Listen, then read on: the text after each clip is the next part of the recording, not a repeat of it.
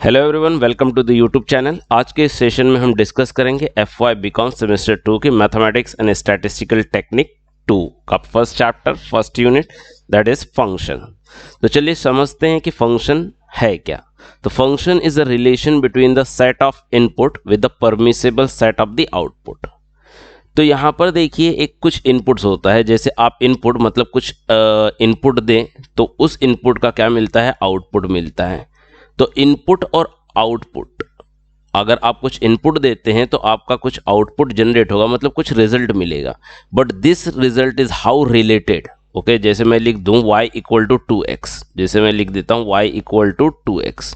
तो समझो अगर x मेरा इनपुट है, तो अगर मैं x का वैल्यू 1 रखूं तो y का वैल्यू कितना मिलेगा, 2 इंटू 1 2। अगर मैं x का वैल्यू 2 रखूं तो y इक्वल टू क्या मिलेगा, 2 इंटू 2 4।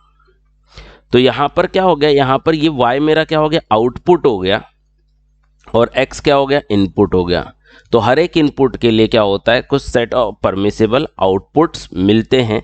और ये जो रिलेशन हमें इनपुट और आउटपुट का पैटर्न कैसे चलेगा, या क्या इनपुट देने पे क्या आउटपुट मिलेगा, ये जो बताते हैं ये होते हैं फंक्शन।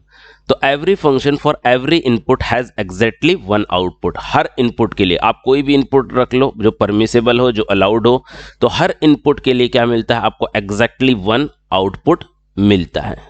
द नेक्स्ट जो कंसेप्ट हमें पढ़ना है that is the variable in function या variable at the rate function. की वेरिएबल जब हम फंक्शन पढ़ते हैं तो एक टर्मिनोलॉजी वर्ड आती है वेरिएबल। तो वेरिएबल क्या होता है, सो सेट ऑफ द इनपुट्स और आउटपुट्स, ये क्या होते हैं हमारे वेरिएबल। जैसे मैंने लिखा y इक्वल टू 2x, तो यहाँ पर मेरा इनपुट क्या है, मेरा इनपुट है x। तो x की वैल्यू वेरिएबल है, यहाँ पर कुछ भी हो सकती है, 1 2 3 4 5 6 कुछ भी। और x के वैल्यू के लिए क्या होगा, y भी वेरी करेगा। तो यहाँ पर दो वेरिएबल हैं, x और y। तो ये होते हैं वेरिएबल्स इन फंक्शन। और टाइप्स ऑफ द वेरिएबल, तो relationship between the two variable is such that one is dependent on another.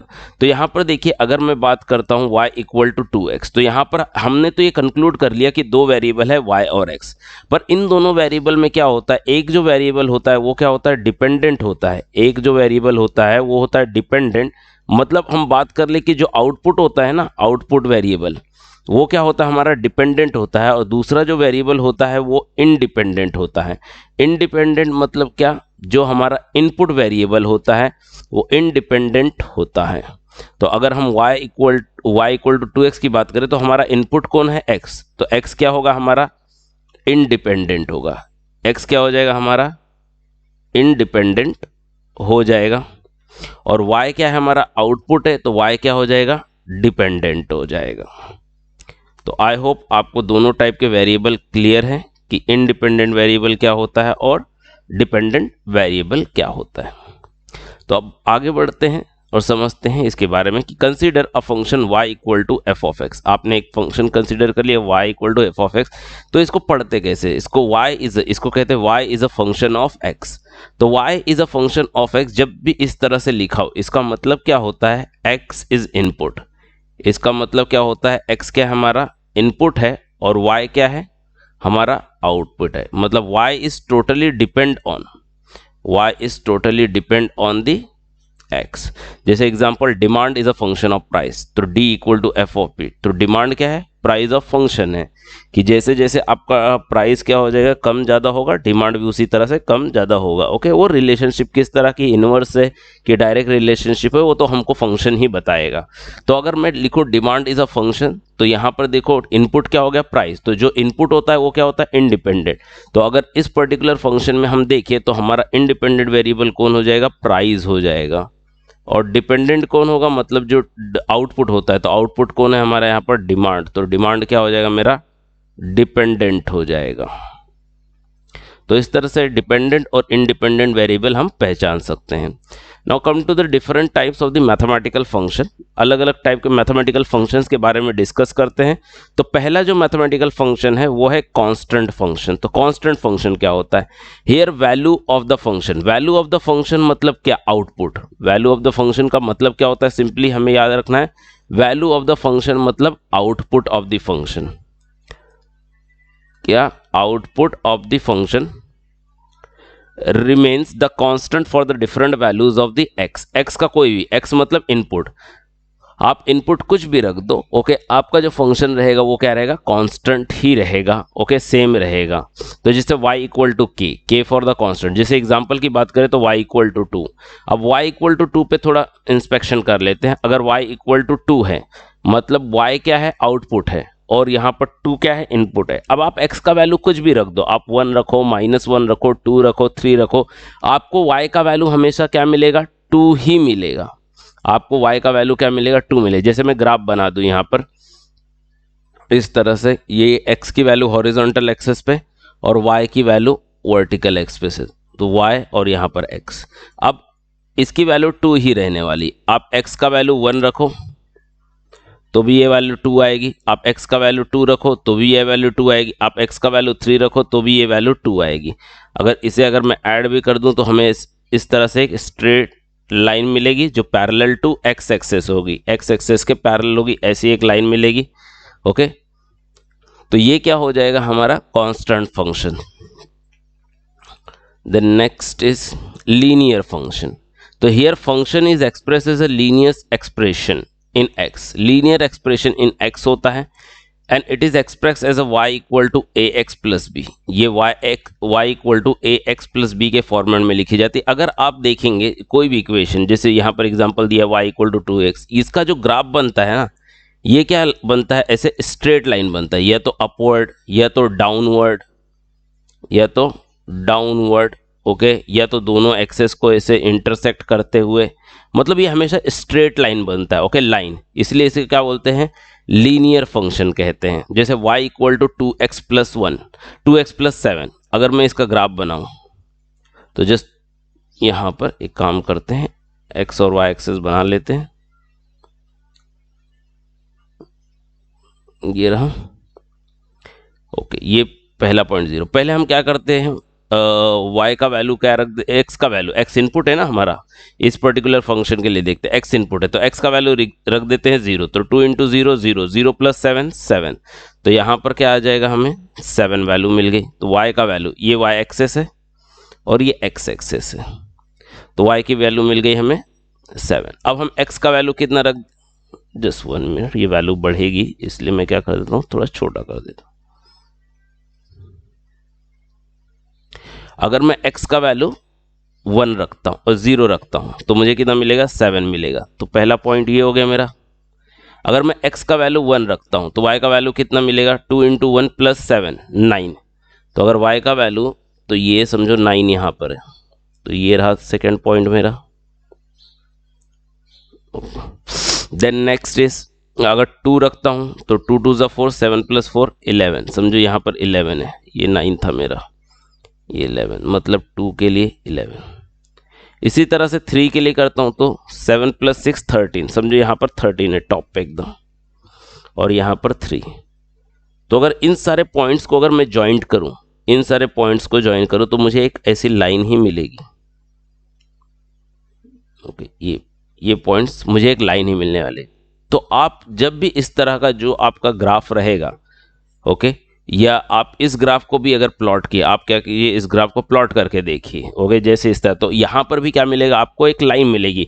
हो सकता है अप डाउनवर्ड जाते हुए मिले, अपवर्ड जाते हुए मिले, दोनों एक्सेस को क्रॉस करते हुए मिले, आपको पर लाइन ही मिलेगी, स्ट्रेट लाइन मिलेगी। इसलिए इस तरह के फंक्शंस को क्या कहा जाता है, लीनियर फंक्शन कहा जाता है।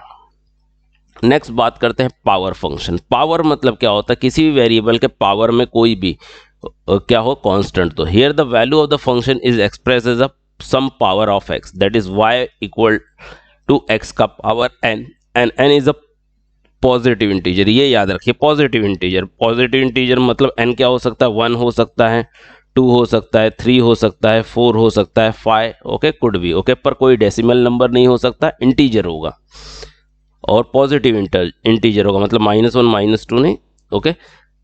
तो यहाँ पर y equal to x square, y equal to x square. अब इसका आप ग्राफ बनाओगे तो देखिए आपको कैसे मिलेगा।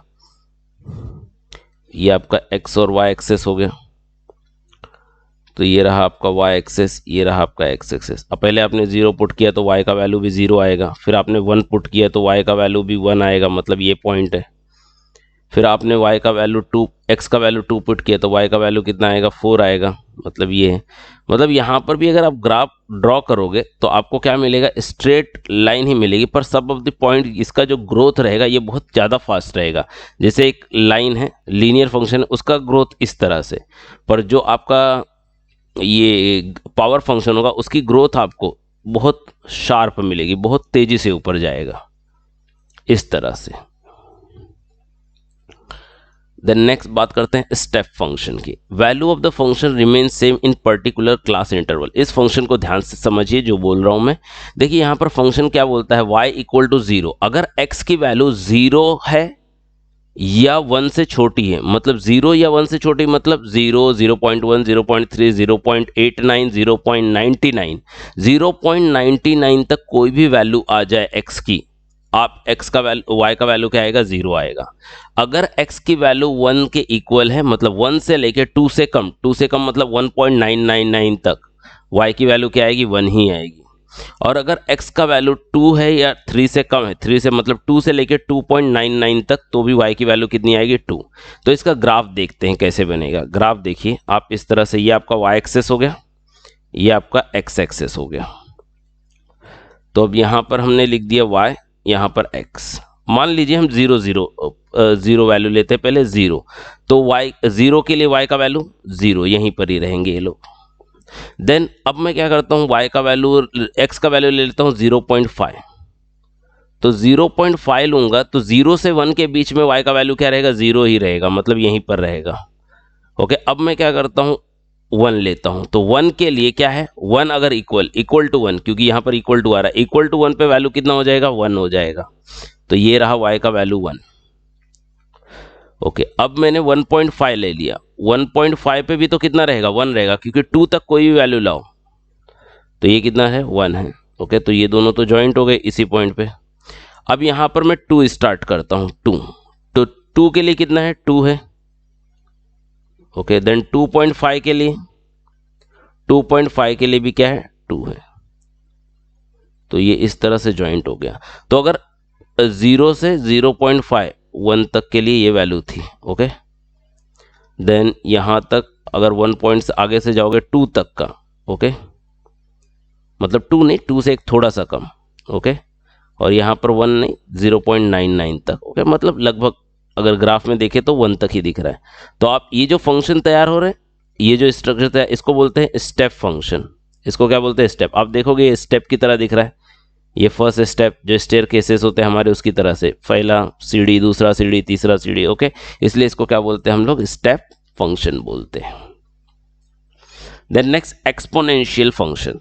तो एक्सपोनेंशियल फंक्शन क्या है, the value of the function, मतलब output, contain x as a exponent with the some constant as a base. अब यहाँ पर देखिए, ये जैसे y equal to a power x है, तो यहाँ पर जो पावर में क्या होता है, वेरिएबल होता है। पावर में क्या होता है, वेरिएबल होता है।